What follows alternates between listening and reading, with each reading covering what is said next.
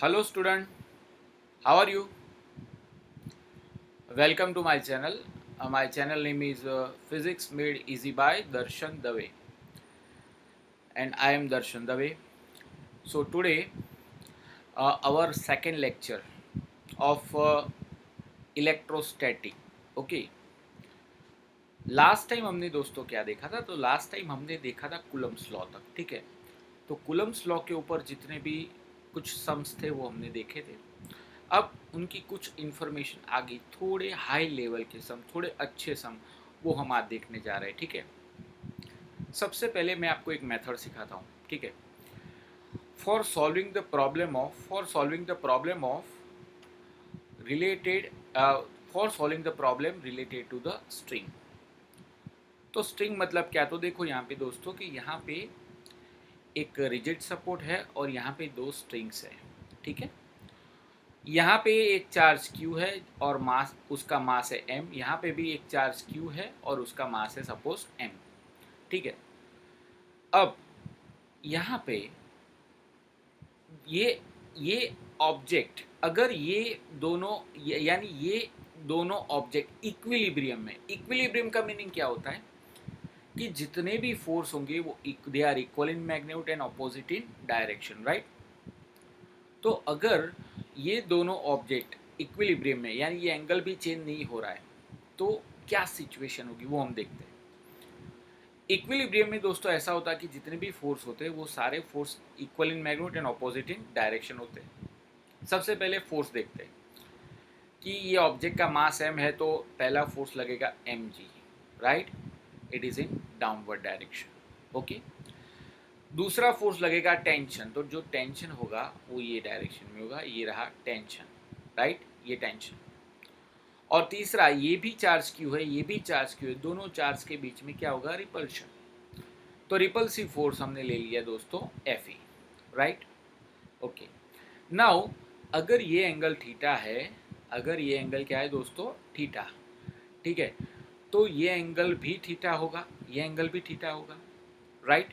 तो यहाँ पे टेंशन के हम दो कंपोनेंट ले सकते हैं, one is T cos theta, second one is T sine theta. जिसके साथ एंगल बनाए वो कॉस, परपेंडिकुलर होता है वो साइन, वो हम जानते हैं। और सपोज ये दोनों चार्ज के बीच में जो एंगल है, ये एंगल दोनों चार्ज के बीच में जो एंगल है वो एंगल है सपोज थीटा एंगल है, राइट, ओके। नाउ एक मिनट,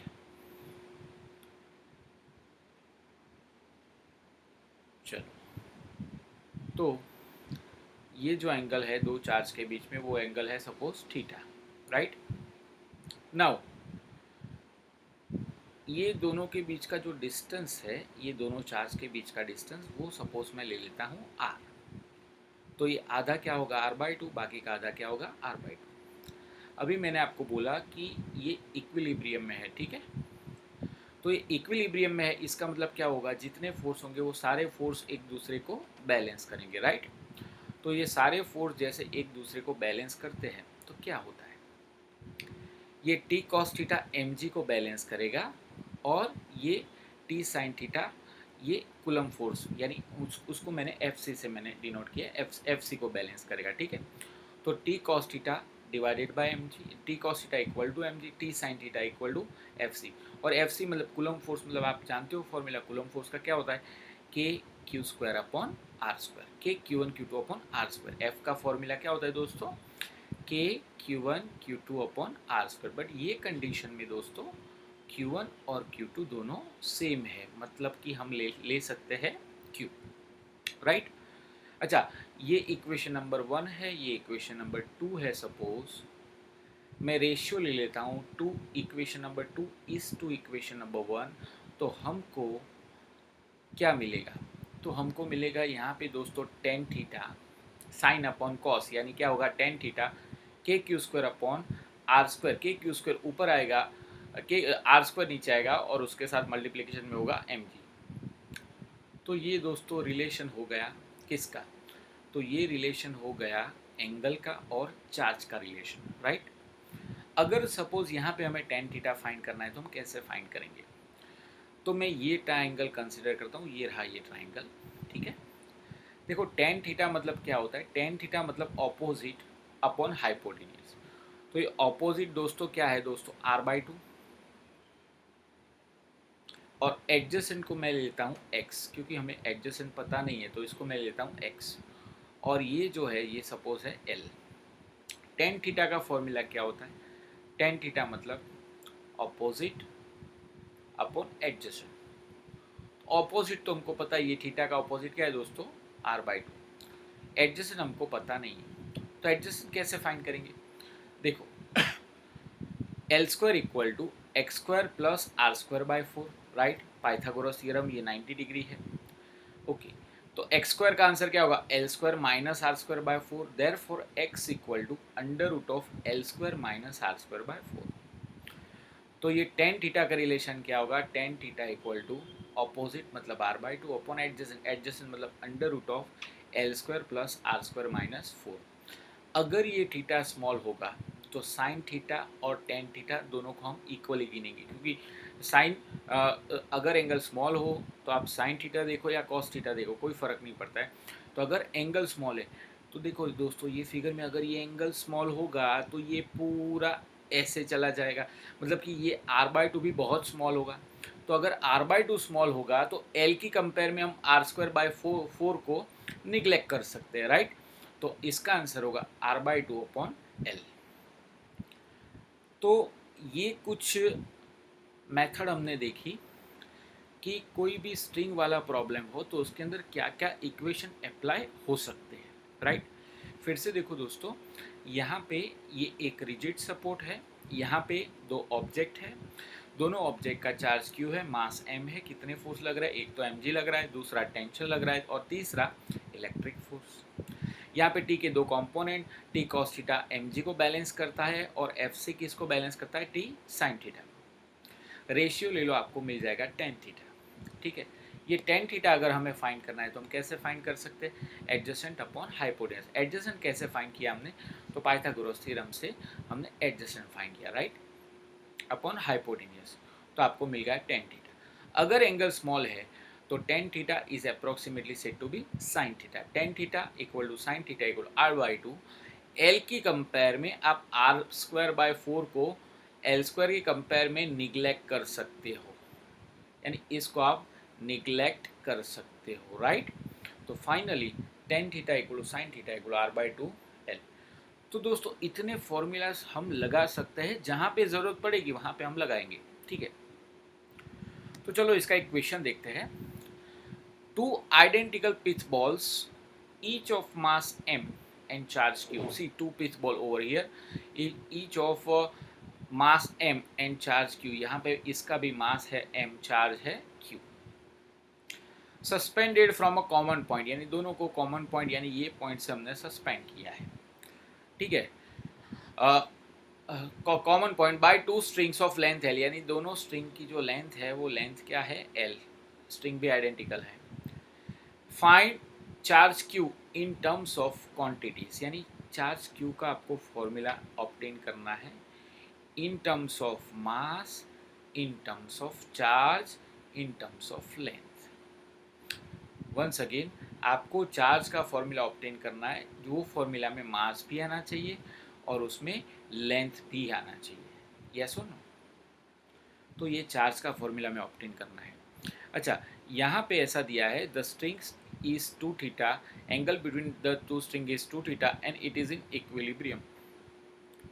तो उसकी थियरी हमने आगे देखी है ना कि इक्विलिब्रियम कंडीशन हो तो क्या होता है, फोर्स एक दूसरे को बैलेंस करते हैं, राइट। तो यहाँ पे पहला फोर्स होगा वेट, डाउनवर्ड डायरेक्शन, दूसरा होगा टेंशन, तीसरा होगा एफ ई। अच्छा, ये जो इलेक्ट्रिक फोर्स है उसको मैंने एफ ई से डिनोट किया है, तो T sine theta F E को बैलेंस करेगा और T cos theta M G को, राइट। तो T sine theta upon cos theta is equal to sine theta upon cos theta equal to F E upon क्या होगा, M G, right. Ratio ले लो, T T cancel हो जाएगा, sign bye cos होगा 10 F E upon M G. अच्छा, F E का formula, electric force का formula क्या होता है दोस्तों, K Q square upon R square. यहाँ पे मैंने दो चार्ज के बीच का डिस्टेंस सपोज एक्स लिया है, तो क्या होगा, K Q square upon X square M G. तो क्यू स्क्वायर का फॉर्मूला आ गया क्यू स्क्वायर का X square M G tan theta के अपॉन के, राइट। ये क्यू स्क्वायर को हमने सब्जेक्ट बनाया तो ये एक्स स्क्वायर एम जी यहाँ मल्टीप्लाई हो गया, राइट। तो फाइनली क्यू स्क्वायर का आंसर होगा X square M G tan theta upon K. तो क्यू का फॉर्मूला आपको मिला जरूर, उसके अंदर सिर्फ मास है, उसके अंदर लेंथ नहीं है। क्यू का ऐसा फॉर्मूला चाहिए जिसमें मास भी हो और लेंथ भी हो, एग्जैक्टली लेंथ भी हो। तो यहाँ पे आपको क्यू का फॉर्मूला जो मिला तो वो फॉर्मूला में सिर्फ मास है, लेंथ नहीं है। तो हम क्या करेंगे दोस्तों, वंस अगेन ये ट्राइंगल को आप कंसिडर करो। तो ये एंगल सपोज थीटा है, ये x/2 है और ये क्या है सपोज l। तो साइन थीटा का आंसर क्या होगा x/2 opposite upon hypotenuse x/2 upon l। तो x का आंसर क्या होगा 2l साइन थीटा। इसकी वैल्यू इसकी वैल्यू आप इक्वेशन नंबर 1 में रख दो, राइट। तो क्यू स्क्वायर का आंसर क्या होगा, देखो एक्स स्क्वायर मतलब 4l square sine square theta, already M G tan theta वहाँ पे है। और k का फॉर्मूला क्या होता है, k इक्वल होता है दोस्तों 1/4πε0, राइट। तो हमने k की वैल्यू रखी 1/4πε0, k नीचे है तो वो वैल्यू ऊपर चली जाएगी। तो 4 4 16πε0 l square M G tan theta into sine square theta, into यहाँ पे दोस्तों आएगा साइन स्क्वायर थीटा, राइट। तो ये भी होगा 16πε0 l square M G tan theta into sine square theta. तो यहाँ पे चार्ज का ऐसा फॉर्मूला आपको मिला जो फॉर्मूला में लेंथ भी है, जो फॉर्मूला में मास भी है, जो फॉर्मूला में एंगल भी है, राइट। तो आपको चार्ज का फॉर्मूला यहाँ पे ऑब्टेन करना था। यहाँ पे क्यों आपको कैसे मिलेगा, दोनों साइड आप स्क्वायर रूट ले लो तो आपको क्यों मिल जाएगा, यस और नो। तो ये जो था वो हमारा सम था, उसमें आपको वंस अगेन क्यू की वैल्यू ऑब्टेन करनी in terms of mass and length. पहले हमने फोर्सेस देखे T M G and F E, balance किया क्योंकि इक्विलिब्रियम में है, ठीक है। फाइनल इक्वेशन नंबर 1 मिला, वहाँ पे के की वैल्यू, वहाँ पे एक्स की वैल्यू हमने ऑब्टेन की। कैसे ऑब्टेन की कि यहाँ पे साइन थीटा मतलब x/2, देखो ये पूरा x है तो ये हो जाएगा x/2 ना, ये कितना हो जाएगा x/2, तो x/2 अपॉन l। तो x को हमने सब्जेक्ट बना दिया, उसकी वैल्यू हमने यहाँ रख दी, तो फाइनली हमको इक्वेशन नंबर 1 मिल गया, ठीक है। यहाँ पे k इक्वल 1/4πε0 इसको ऊपर ले गए, तो फाइनली ये आपका आंसर, ठीक है। कैसा लगा सम दोस्तों, अभी आगे आगे आएगा, आगे आगे इससे भी अच्छे, इससे भी थोड़े लेवल वाले सम आएंगे, ठीक है। चलो इससे आगे, a particle having charge q and mass m is placed at the bottom of a smooth inclined plane of inclination theta। यानी यहाँ पे एक इंक्लाइन प्लेन है, उसका इंक्लाइनेशन थीटा है और उसके बॉटम में हमने एक चार्ज q रखा है और उसका मास क्या है suppose m, right. Where should a block be having same charge and mass be placed on the incline so that it may remains in equilibrium। once again equilibrium word आया, तो दोस्तों सावधान हो जाओ, कौन सा वर्ड आया, इक्विलिब्रियम। इक्विलिब्रियम यानी हमें फोर्स फाइंड करने पड़ेंगे और फोर्स को बैलेंस करने पड़ेंगे, तब जाके हम कुछ आंसर तक पहुंच पाएंगे, यस और नो। तो यहाँ पे एक ब्लॉक बी है, राइट। इसको हमने ये इंक्लाइन प्लेन पे रखा, ये दोनों के बीच का सपोज डिस्टेंस है डी। अब इसके ऊपर फोर्स फाइंड करते हैं। तो दोस्तों याद करो फ्रिक्शन वाला चैप्टर आता था ना, तो उसके अंदर हम फोर्स कैसे लेते थे, देखो जो वेट होता था वो कौन से डायरेक्शन में होता था, डाउनवर्ड डायरेक्शन, राइट। ये एंगल थीटा है तो ये क्या होगा एम जी कॉस थीटा और ये क्या होगा एम जी साइन थीटा। और इसका चार्ज अगर Q है तो ये Q और ये Q के बीच में रिपल्सिव फोर्स लगेगा, क्योंकि लाइक चार्ज है तो रिपल्शन होगा, तो ये फोर्स है सपोज Fe। तो यहाँ पे B के ऊपर कितने फोर्स, एक नॉर्मल रिएक्शनरी फोर्स, तो B के ऊपर टोटल कितने फोर्स, एक N है, दूसरा है mg और तीसरा है Fe। mg के दो कंपोनेंट ले लिए, mg cos theta, mg sin theta, right. तो चलो इक्विलिब्रियम है तो फोर्स हम बैलेंस करते हैं, तो कैसे बैलेंस करेंगे, तो Fe किसको बैलेंस करेगा, mg sin थीटा को, राइट। सिमिलरली n किसको बैलेंस करेगा, mg cos थीटा को। दोनों का रेशियो ले लो। अच्छा दोनों का जैसे ही हम रेशियो लेंगे तो क्या होगा, यहाँ पे के क्यू स्क्वायर, देखो यहाँ दोनों का अगर हम रेशियो लेंगे तो रेशियो का आंसर क्या आएगा दोस्तों, यहाँ पे अगर के Q square upon D square किसको बैलेंस करेगा, एम जी साइन थीटा को बैलेंस करेगा, यस और नो। क्योंकि एफ ई जो है, एफ ई मतलब क्या, एफ ई मतलब फोर्स, इलेक्ट्रिक फोर्स, और वो क्या है K Q square upon D square. क्यों हमने डी स्क्वायर लिया, क्योंकि ये दोनों चार्ज के बीच का डिस्टेंस क्या है दोस्तों, डी, तो K Q square upon D square equal to M G sine theta और N equal to M G cos theta. इसकी हमें अभी ज़रूरत नहीं है, नॉर्मल फोर्स हमें फाइंड करना नहीं है, ठीक है। तो K Q square upon D square M G sine theta, तो डी स्क्वायर को आप सब्जेक्ट बना दो तो डी स्क्वायर इक्वल टू क्या होगा दोस्तों, तो K Q square upon M G sine theta, right. अच्छा, तो d क्या होगा, तो under root of K Q square upon M G sine theta, finally ये हो जाएगा डिस्टेंस, यस और नो। हमने क्या किया दोस्तों कि यहाँ पे एक चार्ज q है, मास m है, दूसरा एक ब्लॉक b है, उसका भी चार्ज q, मास m, उसको d डिस्टेंस पे रखा है। इसके ऊपर यहाँ पे इक्विलिब्रियम वर्ड है, इक्विलिब्रियम वर्ड है तो आंसर कैसे लाओगे, सारे फोर्स फाइंड करो, फोर्स को बैलेंस करो, फिर आपका आंसर आएगा। तो यहाँ पे कितने फोर्स है, तो ये n है, दूसरा है mg, तीसरा है fe। mg के दो component mg cos theta and mg sin theta, तो n किसको बैलेंस करेगा, mg sin थीटा को, और mg sin थीटा किसको बैलेंस करेगा दोस्तों, fe को। तो fe इक्वल हम बोल सकते हैं K Q square upon D square, क्योंकि डिस्टेंस है d दो चार्ज के बीच का, mg sin theta. So D square equal K Q square upon mg sin theta, तो finally d equal under root of K Q square upon mg sin theta, right. अब एक थोड़ी सी मैं आपको ट्रिक्स बता देता हूँ, different cases of equilibrium of charge. यानी अगर आपको दो से ज़्यादा चार्ज दें, वंस अगेन कितने, दो से ज़्यादा चार्ज दें, और ऐसा बोले कि वो तीसरा चार्ज इक्विलिब्रियम में है, वो इक्विलिब्रियम में दोस्तों कब होगा, कि जब उसके ऊपर जितने फोर्सेस होंगे वो equal in magnitude and opposite in direction होंगे, तभी वो इक्विलिब्रियम में होगा ना। तो इक्विलिब्रियम में होगा, तो उसके लिए मैं आपको एक सीधा सा डायरेक्ट फॉर्मूला देता हूँ जिससे आप डिस्टेंस फाइंड कर सकते हो, ठीक है। देखो वो फॉर्मूला क्या है, हमारे ट्रिक से पहली ट्रिक है Q1 Q2 greater than zero. Greater than zero का मतलब क्या हुआ, वो ग्रेटर देन जीरो कब आएगा, जब दोनों पॉजिटिव होंगे, तो पॉजिटिव इंटू पॉजिटिव क्या होगा, पॉजिटिव, यानी ग्रेटर देन जीरो। दोनों नेगेटिव होंगे, नेगेटिव इंटू नेगेटिव क्या होगा, पॉजिटिव। तो यानी दोनों पॉजिटिव होंगे या दोनों नेगेटिव होंगे, यानी that is only for like charges. ये जो ट्रिक है ना, वो किसके लिए हम यूज़ करते हैं दोस्तों, लाइक चार्जेस के लिए, राइट।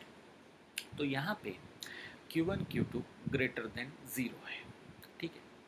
यहाँ पे एक चार्ज है Q1, दूसरा चार्ज है Q2, दोनों के बीच का डिस्टेंस मैं ले लेता हूँ R0, और C पॉइंट पे मैं कोई नया चार्ज कैपिटल Q रखता हूँ, और ये जो चार्ज है वो ये पूरी सिस्टम है वो इक्विलिब्रियम में है।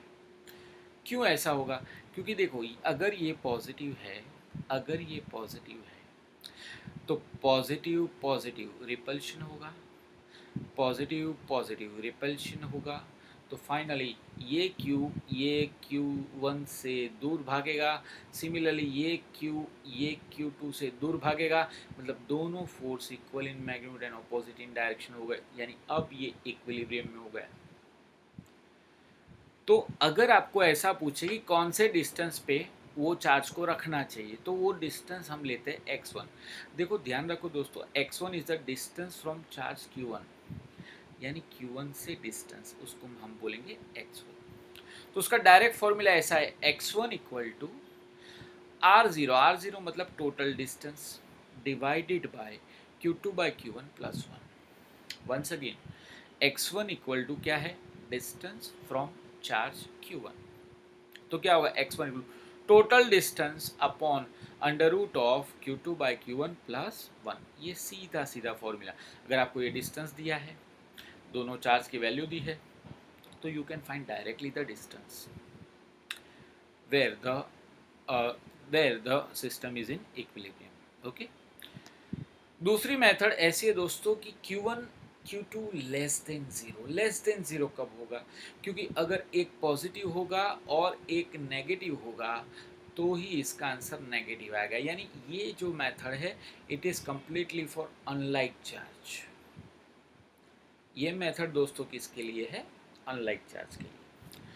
तो if Q1 Q2 less than zero then a point where the forces are in equilibrium outside Q1 Q2। यहाँ पे क्या होगा कि ये फिगर में जो पॉइंट जहाँ पे इक्विलिब्रियम मिलता है वो दोनों के बीच में होगा। देखो अपोजिट फोर्स, यस और नो, तो ये बीच में मिलता है।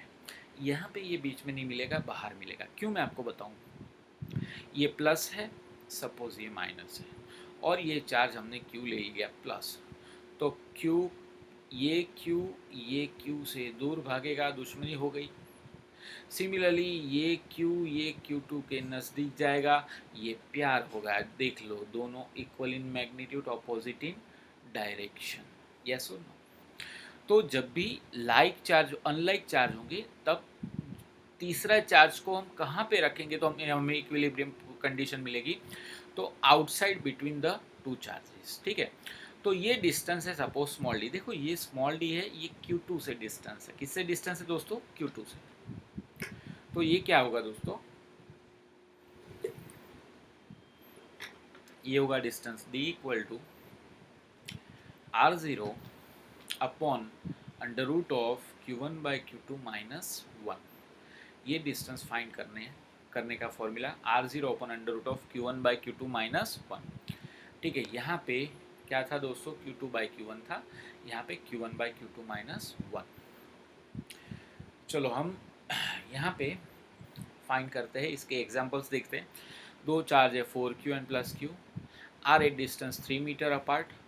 Eight what point between the charges the third charge Q must be placed to keep it in equilibrium. यानी आपको ये तीसरा चार्ज दोनों के बीच में रखना है पड़ेगा, क्योंकि दोनों चार्ज कैसे लाइक है।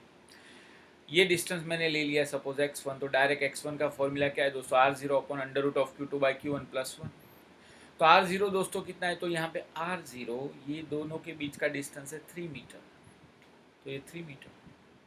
Q2 कितना है दोस्तों? Q2 है Q, Q1 है दोस्तों 4Q, Q कैंसिल हो जाएगा, तो ये 1/2 प्लस 1 यानी फाइनली होगा 3/2।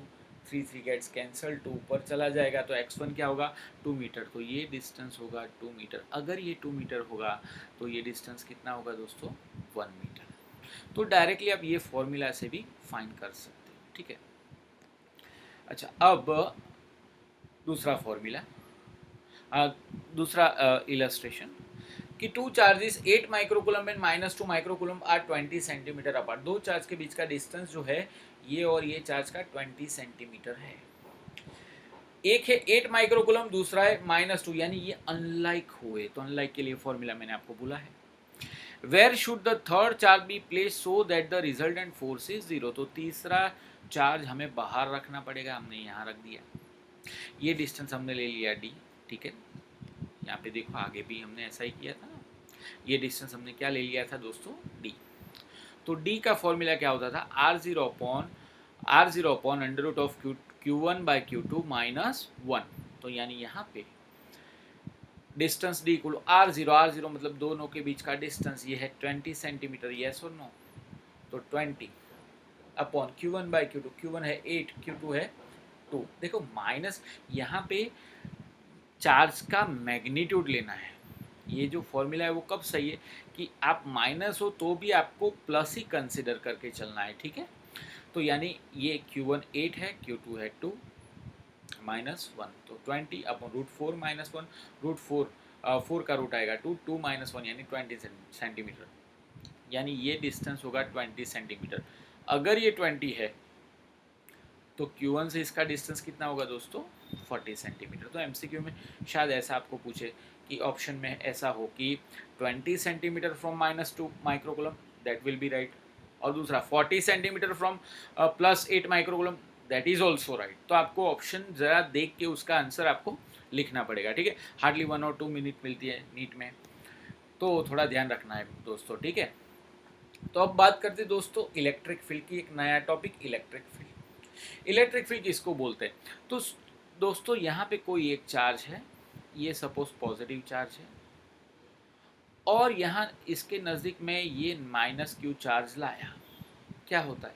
पॉजिटिव नेगेटिव, याद करो पॉजिटिव नेगेटिव के बीच में प्यार हो जाता है, यानी ये जो माइनस क्यू है ना, तो माइनस क्यू अट्रैक्ट होगा, सीधा अट्रैक्ट होगा। अब ये क्यों अट्रैक्ट होता है? ये minus Q charge plus Q से क्यों अट्रैक्ट होता है? Because of its electric field. तो इलेक्ट्रिक फील्ड क्या है दोस्तों, हमने थियरी में ऑलरेडी हम पढ़ चुके हैं। इलेक्ट्रिक फील्ड मतलब a region around the electrical charge where its electric effect is felt, उसको हम बोलते हैं इलेक्ट्रिक फील्ड। अच्छा, electric field due to point positive charge. तो पॉइंट पॉजिटिव चार्ज के लिए इलेक्ट्रिक फील्ड क्या होता था दोस्तों? Away from the charge, right. Similarly negative charge के लिए इलेक्ट्रिक फील्ड की डायरेक्शन क्या थी? टूवर्ड्स टू द चार्ज, यानी यहाँ पे इसकी डायरेक्शन होगी रेडियली आउटवर्ड और यहाँ पे इसकी डायरेक्शन होगी रेडियली इनवर्ड, ठीक है। अब इलेक्ट्रिक फील्ड का फॉर्मूला क्या है? तो पॉइंट चार्ज के लिए फॉर्मूला क्या है दोस्तों? तो पॉइंट, यहाँ पे एक पॉइंट क्यू चार्ज है, इसको मैं सोर्स चार्ज बोलूँगा। कौन सा चार्ज? Source charge. मुझे ये पॉइंट पे इलेक्ट्रिक फील्ड फाइंड करना है, तो मैं यहाँ पे एक टेस्ट चार्ज कंसिडर करता हूँ। तो ये कौन सा चार्ज है? Test charge. तो इलेक्ट्रिक फील्ड का फॉर्मूला ऐसा होता है, electric field E equal to force upon charge, force पर यूनिट चार्ज, इसको हम बोलेंगे इलेक्ट्रिक फील्ड। इलेक्ट्रिक फील्ड का फॉर्मूला होता है K Q by R square. You know very well, K Q by R square theory में आप सब पढ़े हो। मैंने आपको पढ़ा है कि electric field due to point charge, क्या फॉर्मूला है दोस्तों? K Q upon R square. इसकी डायरेक्शन क्या होती है? देखो ये क्यू जीरो भी पॉजिटिव है, ये प्लस क्यू भी पॉजिटिव है, तो ये इससे नफरत करेगा या प्यार? दोनों पॉजिटिव है ना, तो ये इससे दूर भागना चाहेगा। तो जो डायरेक्शन में फोर्स होता है वही डायरेक्शन में इलेक्ट्रिक फील्ड होता है, राइट। अगर सोचो ये प्लस क्यू चार्ज है और ये माइनस क्यू चार्ज है, ये क्यू ज़ीरो, ये सपोज माइनस क्यू चार्ज है और ये क्यू ज़ीरो चार्ज है, तब इसमें क्या होगा? अट्रैक्शन होगा या रिपल्शन? तो सॉरी, ये माइनस है, प्लस नहीं दोस्तों, माइनस। तो क्या होगा? अट्रैक्शन होगा। तो यहाँ पे अट्रैक्टिव फोर्स ऐसे लगता है, तो नेगेटिव चार्ज में इलेक्ट्रिक फील्ड भी ऐसे ही होती है, टुवर्ड्स द चार्ज। मतलब फोर्स कौन सी डायरेक्शन में होता है? तो फोर्स इलेक्ट्रिक फील्ड की डायरेक्शन में होता है।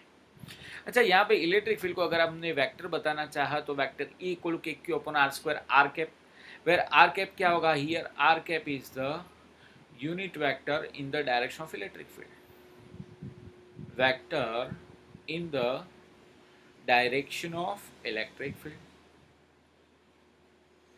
right? Okay, तो यूनिट वेक्टर आर के equal vector R upon R, तो वे पुट द वैल्यू, तो वेक्टर आर अपॉन आर तो नीचे हो जाएगा दोस्तों आर क्यूब और ऊपर हो रहेगा वेक्टर आर, ठीक है। सपोज आपके पास बहुत सारे चार्जेस है, तो टोटल इलेक्ट्रिक फील्ड क्या होगा? तो summation of all the charges, yes और no? It is principle of superposition, E1 plus E2 plus E3 up to En। अच्छा, ये फॉर्मूला में डायरेक्ट समझ लो, ये फॉर्मूला में क्या, कौन सा टर्म क्या बताता है आपको? Q को हम बोलते हैं सोर्स चार्ज। क्या बोलते हैं? सोर्स चार्ज, स्मॉल q को। और R हम क्या लेते हैं? Distance of the source charge. देखो Q को हम बोलते हैं सोर्स चार्ज, यस और नो? और जो R होता है ना दोस्तों, तो R equal to distance of charge, R equal to distance of source charge from the point, यानी जो पॉइंट पे आपको इलेक्ट्रिक फील्ड फाइंड करना है वो पॉइंट का चार्ज से डिस्टेंस, राइट। अब इलेक्ट्रिक फील्ड हम कैसे रिप्रेजेंट करते हैं? इलेक्ट्रिक फील्ड रिप्रेजेंट करते हैं इलेक्ट्रिक फील्ड लाइन से। तो यानी यहाँ पे मैंने कोई इलेक्ट्रिक फील्ड लाइन ड्रॉ करी, ये इलेक्ट्रिक फील्ड लाइन में कोई भी पॉइंट पे अगर हमको इलेक्ट्रिक फील्ड फाइंड करना है, तो कैसे मिलेगा? कि वहाँ से आपको टेंजेंट ड्रॉ करना पड़ेगा। तो tangent drawn at any point along the field line gives us the direction of field at that point. अगर आपको यहाँ इलेक्ट्रिक फील्ड फाइंड करना है तो यहाँ टेंजेंट ड्रॉ कर लो, आपको यहाँ इलेक्ट्रिक फील्ड फाइंड करना है तो यहाँ से टेंजेंट ड्रॉ कर लो, यस और नो? अच्छा, जहाँ पे फील्ड लाइन क्लोजर होगी इलेक्ट्रिक फील्ड स्ट्रांग होगा, जहाँ पे फील्ड लाइन सेपरेटेड होगी इलेक्ट्रिक फील्ड कैसा होगा? वीक। फॉर एग्जाम्पल सपोज ऐसे फील्ड लाइन है, ठीक है, तो यहाँ पे क्लोज है तो यहाँ पे स्ट्रॉन्ग है, यहाँ पे क्या होगा? सेपरेटेड, तो ये क्या होगी? वीक।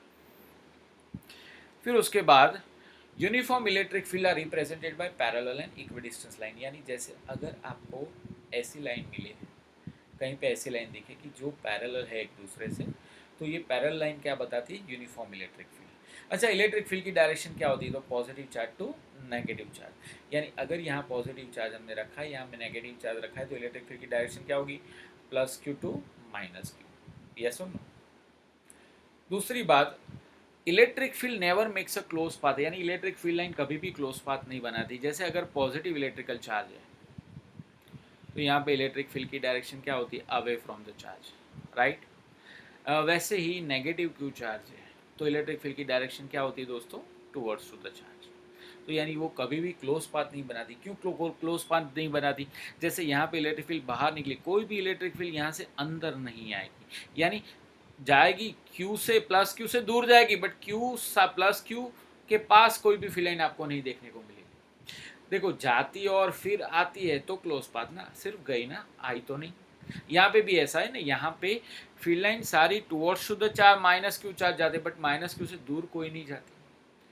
तो यानी direction of electric field line never makes a close path. ठीक है, तो दोस्तों ये हुआ इलेक्ट्रिक फील्ड का थोड़ा इंफॉर्मेशन। ठीक है, इससे हम आगे थोड़े सम्स देखते हैं। देखो, here a charge Q1 equal 1 microcoulomb is placed at 1 to 4 metre, यानी आपको R1 दिया है 1 to 4 metre. Find the electric field at a point 0 -4 3 metre, यानी ये पॉइंट पे आपको इलेक्ट्रिक फील्ड फाइंड करना है। तो दोस्तों देखो, ये एक पॉइंट है, इसका पोजीशन वेक्टर है सपोज R1, सपोज मैं लेता हूँ ये ओरिजिन, और ये दूसरा पॉइंट है, इसका पोजीशन वेक्टर है दोस्तों R2, राइट। अच्छा, ये पॉइंट पे R1 के ऊपर हमने चार्ज रखा है Q, और आपको यहाँ पे इलेक्ट्रिक फील्ड फाइंड करना है, तो आपको कौन सा ये डिस्टेंस लेना पड़ेगा। तो ये डिस्टेंस कौन सा है? तो ये डिस्टेंस होगा R2 माइनस R1। कौन सा डिस्टेंस होगा? R2 minus R1। Once again electric field का फॉर्मूला होता है E equal to K Q by R square, right. तो उसमें जो R है वो क्या है? Distance of the point from the charge. तो ये डिस्टेंस क्या होगा? R2 minus R1। तो आप कंफ्यूज मत होना कि ये भाई ये दो डिस्टेंस, ये R1 है R2, ऐसा नहीं है। ये R1 है, ये R2 है, यहाँ पे चार्ज रखा है और यहाँ पे फील्ड फाइंड करना है। तो दिस माइनस दिस करोगे तब जाके आपको डिस्टेंस मिलेगा।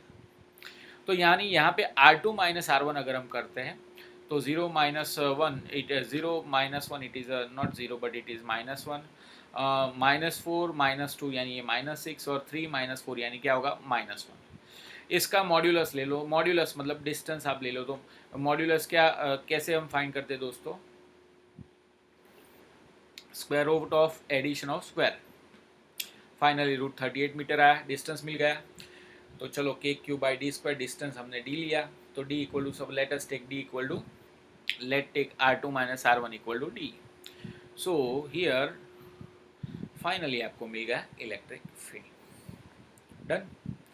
इससे अब आगे जाते हैं, अब थोड़ा लेवल वाला क्वेश्चन की धीरे धीरे हम ऊपर के लेवल पे धीरे धीरे चढ़ते हैं। A ball having charge Q and mass M is suspended from a string of length L। एक बॉल है जिसका मास है M और उसका चार्ज है Q। It is suspended from a string of length L, यानी ये रही स्ट्रिंग ऑफ लेंथ L, यहाँ पे भी string of length L, between the two parallel plates, यानी ये ऊपर वाली प्लेट, ये नीचे वाली plate, where the vertical electric field is establish, यानी यहाँ पे वर्टिकली, सपोज ये प्लेट पॉजिटिव है, ये प्लेट नेगेटिव है, तो vertical electric field downward direction में होगा। यस और नो? और ओके, और फिर यहाँ पे सपोज ये प्लेट मैंने पॉजिटिव ले ली और ये प्लेट मैंने नेगेटिव ले ली, तो यहाँ पे इलेक्ट्रिक फील्ड वर्टिकली अपवर्ड हो जाएगा, राइट।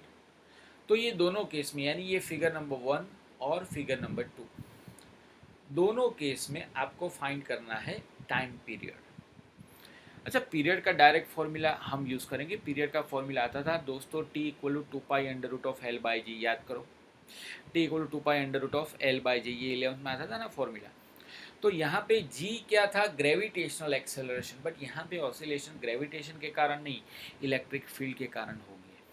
तो यानी यहाँ पे ये ग्रेविटेशनल एक्सेलरेशन नहीं, acceleration due to electric field लेंगे। तो फॉर्मूला आएगा T equal to 2 pi under root of L by A. ठीक है, तो ये क्या है, acceleration due to electric field. चलो F equal to M A, force का फॉर्मूला हम जानते हैं, जब भी किसी ऑब्जेक्ट के ऊपर फोर्स लगता है तो उसको माँ याद आ जाती है, यस और नो, ऐसे हम याद रखते थे। तो force F is equal to M into A. तो ए का आंसर क्या होगा दोस्तों, F बाय एम। तो ए का answer F net upon M, net force मतलब रिजल्टेंट फोर्स।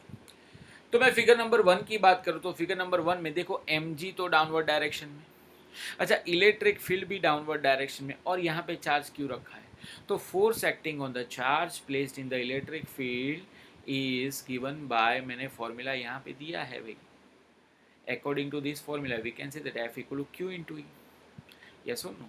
तो force F is equal to क्या होगा दोस्तों, Q इंटू ई। तो ये जो फोर्स होगा वो इलेक्ट्रिक फोर्स होगा और ये होगा ग्रेविटेशनल फोर्स। तो दोनों फोर्स सेम डायरेक्शन में, तो एक्सेलर सेम डायरेक्शन में, तो दोनों फोर्स ऐड होंगे, तो M G plus Q E upon M. चलो एम एम गेट्स कैंसल्ड, चलो एम को इंडियन इंडिविजुअल कर दो तो एम एम गेट्स कैंसल, यानी G plus Q E by M. तो ये क्या होगा दोस्तों, ये हो गया acceleration, right. Now periodic time T equal to 2 pi under root of L by A, यहाँ पे ए की वैल्यू रख दो, तो under root of ji plus Q E by M, ये आपका आंसर होगा। इसकी वैल्यू इन वन में रख दो, let us take it is equation 1, right. तो इसकी वैल्यू 1 में रख दो, तो एल अपॉन ए की वैल्यू डायरेक्ट यहाँ पे रख दो, फाइनली आपको ये आंसर मिलेगा। फिगर नंबर 2 में क्या है दोस्तों, फिगर नंबर 2 में वेट कौन सी डायरेक्शन में, डाउनवर्ड डायरेक्शन में, यहाँ पे इलेक्ट्रिक फील्ड अपवर्ड डायरेक्शन, तो क्यू ई होगा अपवर्ड। तो अगर हम यहाँ पे नेट फोर्स फाइंड करने चाहे तो नेट फोर्स क्या होगा, प्लस होगा या माइनस, एग्जैक्टली माइनस होगा, क्योंकि दोनों कैसे ऑपोजिट है। तो M G minus Q E, तो एम एम कैंसिल हो जाएंगे, तो G minus Q E by M, इसको आप 1 के अंदर रख दो, तो फाइनली आपको पीरियोडिक टाइम मिल जाएगा। Periodic time T equal to 2 pi under root of L G minus Q E by M, right. अब इलेक्ट्रिक फील्ड के लिए न्यूट्रल पॉइंट, न्यूट्रल पॉइंट मतलब कौन सा पॉइंट, न्यूट्रल पॉइंट मतलब a point where intensity of electric field is zero. Intensity of electric field is zero, उसको हम बोलते हैं न्यूट्रल पॉइंट। न्यूट्रल पॉइंट का मीनिंग क्या होता है, a point where intensity of electric field is zero, right. तो यानी यहाँ पे if Q1 Q2 greater than zero, यानी दोनों charge Q1 Q2 greater than zero, यानी दोनों या तो नेगेटिव होंगे या तो दोनों पॉजिटिव होंगे, तभी उनका प्रोडक्ट पॉजिटिव आएगा, यस और नो। यानी ये बात हुई लाइक चार्ज के लिए। तो फॉर लाइक चार्ज क्या होगा दोस्तों, Q1 Q2 greater than zero, तो यानी यहाँ पे Q1 है, ये Q2 है, दोनों लाइक चार्ज है, सपोज ये भी पॉजिटिव है, ये भी पॉजिटिव। अच्छा इसका ये अगर ये पॉइंट में ले लूँ तो सी पॉइंट के पास इलेक्ट्रिक फील्ड कहाँ आएगा, पॉजिटिव के लिए अवे फ्रॉम द चार्ज, ये पॉजिटिव के लिए अवे फ्रॉम द चार्ज, तो दोनों इलेक्ट्रिक फील्ड ऑपोजिट हो गए, यानी ये न्यूट्रल पॉइंट हो सकता है। न्यूट्रल पॉइंट मतलब a point where intensity of electric field is zero. तो जीरो कब आती है, जब जितनी भी इंटेंसिटी हो वो equal in magnitude, opposite in direction हो, एक दूसरे को बैलेंस करें, तो वो जो पॉइंट पे ऐसा होगा वो पॉइंट को हम बोलेंगे न्यूट्रल पॉइंट। तो यानी यहाँ पे ये सी पॉइंट है, सी पॉइंट में यहाँ पे अवे फ्रॉम द चार्ज, यहाँ पे अवे फ्रॉम द चार्ज, मतलब ये पॉइंट के पास इलेक्ट्रिक फील्ड अपोजिट है, तो यानी ये पॉइंट न्यूट्रल पॉइंट होगा। अच्छा ये टोटल डिस्टेंस में ले लूँ दोस्तों x, ये डिस्टेंस है सपोज x1 और ये डिस्टेंस कितना है x2। तो distance of neutral point C from charge Q1, यानी ये Q1 से C का डिस्टेंस, उसको मैं बोल दूँ दोस्तों x1। तो x1 क्या होगा, तो x1 equal to total distance यानी x upon Q2 by Q1 plus 1। x1 equal to x यानी total distance upon under root of Q2 by Q1 plus 1, right.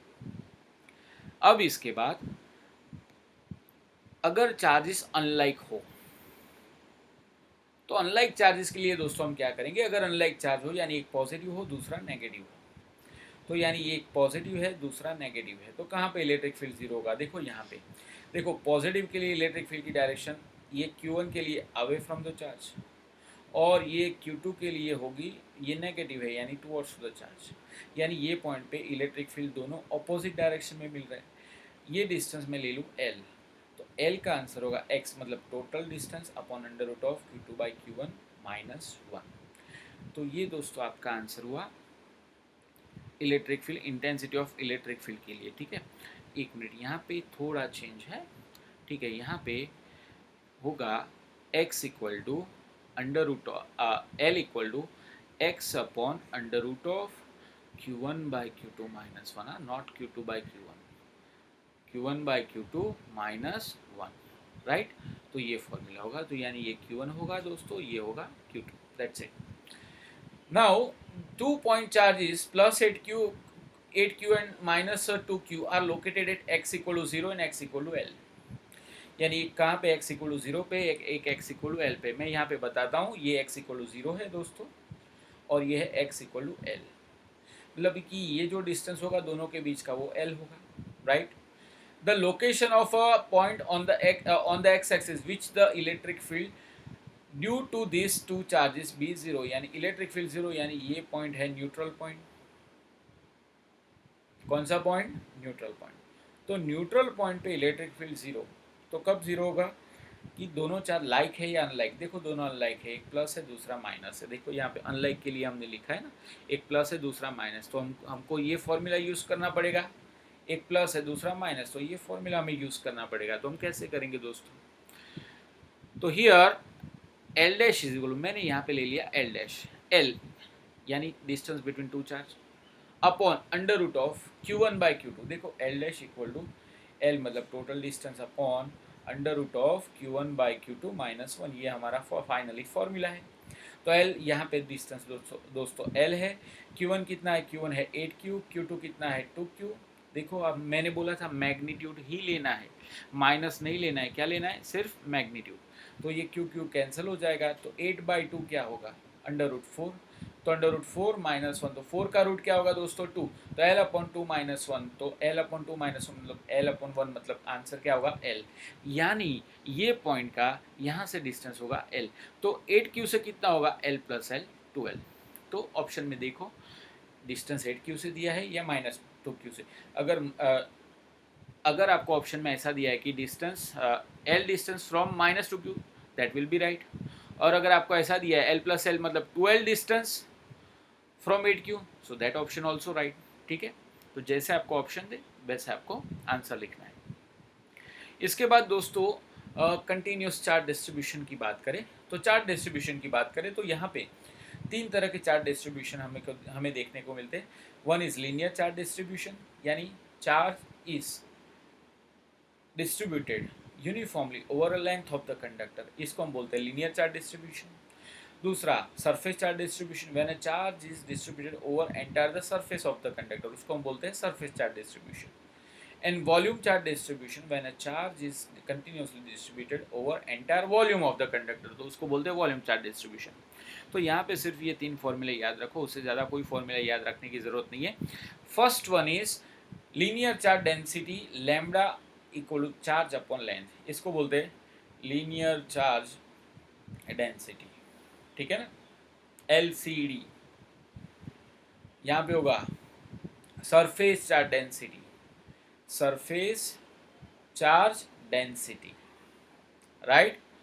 Sigma equal to Q upon A, यानी charge upon surface area. और यहाँ पे होगा volume charge density, तो volume charge density का formula क्या होता है? Charge upon volume, right.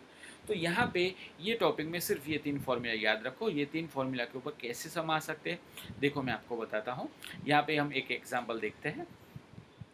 तो एग्जाम्पल क्या है दोस्तों? क्वेश्चन है कि 64 drops each of radius 0.02 metre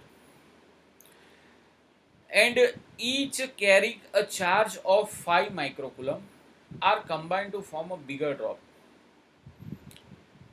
Find how surface charge density of electrification will be changed if no charge is lost। यानी ऐसा होता है दोस्तों कि छोटे छोटे छोटे छोटे बहुत सारे ड्रॉप्स हैं, हर एक के ऊपर चार्ज है 5 माइक्रोकूलम। वो सारे ड्रॉप्स मिल जाते हैं और एक नया बिगर ड्रॉप बनाते हैं। यस और नो? यस, 64 ड्रॉप है। यहाँ पे ऐसा है कोई भी चार्ज लॉस नहीं होता, यानी जितना चार्ज यहाँ पे होगा उतना ही चार्ज यहाँ पे होगा, कोई भी चार्ज लॉस्ट नहीं होता है। तो यहाँ पे सरफेस चार्ज डेंसिटी में क्या चेंज होगा, यानी ये इससे कितना गुना होगी, या ये इससे, यानी या ये इसकी चार्ज डेंसिटी इससे कितना गुना होगी, ये हमको फाइंड करना है। ठीक है, how many times of surface charge density of a bigger drop to the smaller drop, right. Now सबसे पहले ड्रॉप की बात करें तो ड्रॉप कैसा होता है दोस्तों, स्फेरिकल। अच्छा, यहाँ पे सरफेस चार्ज डेंसिटी का formula sigma equal to charge upon surface area, yes और नो। तो यानी कैसे हम सम करेंगे उसका मैं थोड़ा आइडिया आपको दे दूँ। तो sigma is a surface charge density, charge upon area. आपको दोनों यानी बिगर और स्मॉलर ड्रॉप की सरफेस चार्ज डेंसिटी का रेशियो फाइंड करना है। तो आपके पास चार्ज होना चाहिए और एरिया। अच्छा, जो ड्रॉप है ना, ड्रॉप का एरिया क्या होता है, 4πr², यस और नो। तो स्मॉलर ड्रॉप की रेडियस आपके पास ऑलरेडी है, बट बिगर ड्रॉप की रेडियस आपके पास नहीं है। तो पहला हम क्या करेंगे, बिगर ड्रॉप की रेडियस हम फाइंड करेंगे। ठीक है, तो बिगर ड्रॉप की रेडियस हम कैसे फाइंड करते हैं, देखो, volume of each drop equal to 4/3πr³, यानी हर एक ड्रॉप का वॉल्यूम कितना होता है, 4/3πr³। चलो ये आप मत करो, ये कैलकुलेशन की ज़रूरत अभी नहीं है, तो थोड़ी ज़्यादा है तो आपको थोड़ी ज़्यादा लगेगी। तो volume of each drop 4/3πr³, therefore volume of bigger drop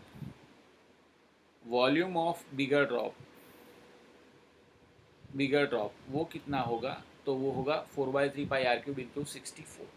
yes और कैलकुलेशन बताने की जरूरत नहीं, हम लास्ट में आंसर रखेंगे। Now this drop are combined to form a large drop and volume of larger drop, यानी बिगर ड्रॉप कितना होगा, 64 into V. 64 into V, V का आंसर क्या है, 4/3πr³, राइट। अच्छा, volume of a larger drop, large drop की radius, let us take radius of large drop, radius of large drop is R, capital. तो 4/3π capital R cube, क्योंकि एक ही बड़ा drop बना है तो उसका 1 इंटू 4/3 इंटू 4/3πr³, ये 64 इंटू वी मतलब 4/3πr³। ठीक है, स्मॉलर ड्रॉप का वॉल्यूम कितना है दोस्तों, 4/3πr³, राइट। तो 4/3π कैंसिल हो जाएगा यहाँ पे, तो यानी यहाँ पे क्या होगा, r³ is equal to 64 into small r³, right. तो यहाँ पे अगर हम स्क्वायर रूट लेंगे दोस्तों, तो अगर स्क्वायर रूट लेंगे, सॉरी क्यूब रूट लेंगे, तो r का आंसर हो जाएगा 4r। तो फाइनली क्यूब यानी 64 का क्यूब रूट होगा 4, 4 4 ज़ा 16, 4 ज़ा 64। तो इसका आंसर हो जाएगा r equal to 4r, right. So now small r की वैल्यू क्या है, तो स्मॉल r की वैल्यू आपको दी है, स्मॉल r आपको कितना दिया है, यानी स्मॉल ड्रॉप को रेडियस 0.02। तो वैल्यू रख दो दोस्तों, 4 इंटू 0.02 मतलब 0.08 मीटर। तो अब हमारा काम हो गया कि यहाँ पे हमको सरफेस चार्ज डेंसिटी का रेशियो फाइंड करना है, तो उसके लिए चार्ज चाहिए और एरिया चाहिए। चार्ज हमारे पास है, एरिया हमारे पास बिगर ड्रॉप का नहीं था क्योंकि बिगर ड्रॉप की रेडियस नहीं थी, तो हमने पहले बिगर ड्रॉप की रेडियस फाइंड करी। वो बिगर ड्रॉप की रेडियस क्या होगी, बिगर ड्रॉप की जो रेडियस होगी वो होगी 4r, 4 into radius of the smaller drop. तो 4 इंटू 0.02, तो इसका आंसर होगा 0.08, राइट। चलो अब surface charge density of small drop, तो स्मॉल ड्रॉप की बात करें तो sigma 1 equal to Q/A 5 into 10⁻⁻⁶, यानी वो चार्ज है। एरिया होता है ड्रॉप का 4πr², क्योंकि एरिया जो होता है वो स्फीयर होता है, तो 4πr²। तो 5 into 10⁻⁶ upon 4π, what is r², r² मतलब रेडियस स्मॉल ड्रॉप की क्या है, 0.02 the whole square. Let us take it is equation number 1। Now अब बिगर ड्रॉप की बात करें तो बिगर ड्रॉप के ऊपर चार्ज कितना, तो देखो ये एक का चार्ज है Q, दूसरे का चार्ज है Q, तीसरे का चार्ज है Q, चौथे का चार्ज है Q, तो सब ऐड हुए 64 जितने ना, तो टोटल चार्ज होगा बड़े ड्रॉप का 64Q, ठीक है ना। तो 64Q होगा, तो 64Q कितना, 5 इंटू 10⁻⁻⁶, और एरिया होता है 4π कैपिटल R²। तो 64 इंटू 5 इंटू 10⁻⁻⁶ अपॉन 4π जो एरिया होता है, रेडियस जो है ये 0.08, ठीक है, 0.08, ये यहाँ पे हमने रेडियस ऑलरेडी फाइंड कर ली है, ठीक है। तो उसका होल स्क्वायर। अब दोनों का रेशियो ले लो, सिग्मा 1 डिवाइडेड बाय सिग्मा 2। ये सिग्मा 1 है, ये सिग्मा 2 है, तो sigma 1 divided by sigma 2 equal to, देखो क्या क्या कैंसिल होगा, तो यानी यहाँ पे 5 × 10⁻⁶ कैंसिल हो जाएगा, 4 पाई कैंसिल हो जाएगा, तो ऊपर आएगा सिर्फ 1, नीचे आएगा 64, राइट। ये दोनों का रेशियो देखो, मैं यहाँ पे करता हूँ, 5 × 10⁻⁶ upon 4 pi into 0.02 the whole square upon 5 × 64 into 5 × 10⁻⁶ upon 4 pi 0.08 the whole square. चलेगा, क्या क्या कैंसिल होगा दोस्तों, ये 5 होगा, 10⁻⁶ होगा, 4 पाई हो जाएगा कैंसिल, ये ऊपर चला जाएगा, तो यानी ये ऊपर चला जाएगा और ये नीचे आ जाएगा, तो नीचे क्या होगा, ऊपर होगा 0.08 द होल स्क्वायर और नीचे होगा, नीचे क्या जाएगा दोस्तों, तो नीचे जाएगा यहाँ ये 0.02, तो 64 इंटू 0.02 द होल स्क्वायर। तो यानी इसका आंसर होगा, फाइनली आप कैलकुलेट करोगे तो इसका आंसर 2 4 ज़ाइड यानी 4 स्क्वायर, 4 स्क्वायर का आंसर 16, 16/64 यानी ये होगा 1/4। तो फाइनली ये जो हो गई ये सरफेस चार्ज डेंसिटी, यानी हम ऐसा बोल सकते कि जो बड़े ड्रॉप की, स्मॉलर ड्रॉप की सरफेस चार्ज डेंसिटी है वो बिगर ड्रॉप की सरफेस चार्ज डेंसिटी सिग्मा 2 से 1/4 से जितनी है, राइट। तो यानी ये दोस्तों क्या हुआ, कंपैरिजन सिग्मा 1 एंड सिग्मा 2। तो दोस्तों कैसा लगा हमारा ये लेक्चर, क्योंकि ये लेक्चर में ऐसे ही हम थोड़े लेवल वाले, अप लेवल वाले थोड़े एमसीक्यूज हम देखेंगे। नेक्स्ट लेक्चर आपके लिए बहुत ही इंपॉर्टेंट होने वाला है, क्योंकि नेक्स्ट लेक्चर में इससे भी ज़्यादा बढ़िया लेवल वाले एमसीक्यू हम देखेंगे, ठीक है, सॉल्व करेंगे। तब तक आप यहाँ तक जितना हुआ तो वो सब लर्न करो दोस्तों, क्योंकि 2021 में आपकी एग्ज़ाम आने वाली है, तो ये एग्ज़ाम में आपको काफ़ी अच्छा परफॉर्म करना है, ठीक है। और आपके साथ मैं हूँ, तो हम लोगों मिल के मेहनत करेंगे और अच्छा रिजल्ट लाएंगे, ठीक है दोस्तों, बाय।